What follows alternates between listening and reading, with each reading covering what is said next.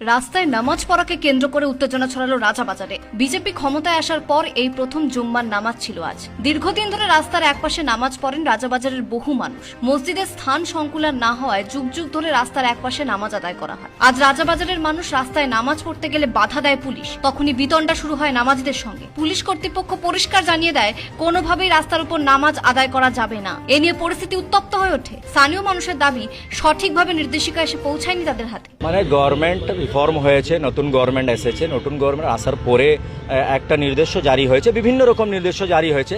তার মধ্যে এটা একটা নির্দেশ ছিল, তার মধ্যে কি কোনো রিলিজিয়াস প্র্যাকটিস রাস্তা উপরে হবে না, রাস্তা ব্লক করে হবে না, কোনো রিলিজিয়াস প্র্যাকটিস, মানে যাই হিন্দু ভাই হোক বা মুসলিম ভাই হোক। তো এখন কোনো পূজার সময় চলছে না, কিন্তু আমাদের ফ্রাইডে প্রেয়ার রাস্তা উপরে হয়। মসজিদে এত বড় পপুলেশন আছে, মসজিদ কম আছে, এই জন্য রাস্তা উপরে হয়।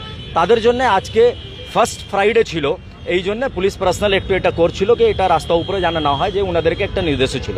তার মধ্যে মসজিদ কমিটি আর এখানে যে সাধারণ মানুষ ভালো সবাই এটা কোঅপারেট করেছে। তার মধ্যে যে লোক অ্যাওয়্যার ছিল না ভালোভাবে, তার জন্যে একটু তর্ক বিতর্কর ব্যাপার হয়েছে। কেনা আমরা রাস্তা উপরে দিনগত দিন পড়তে আসছি, আজকে আমি পড়বো না কেন, এটা নিয়ে কিছু একটু তর্ক বিতর্ক হয়েছে। কোনো গন্ডগোল হয়নি, সব ভালোভাবে পিসফুলি ভাবে হয়ে গেছে।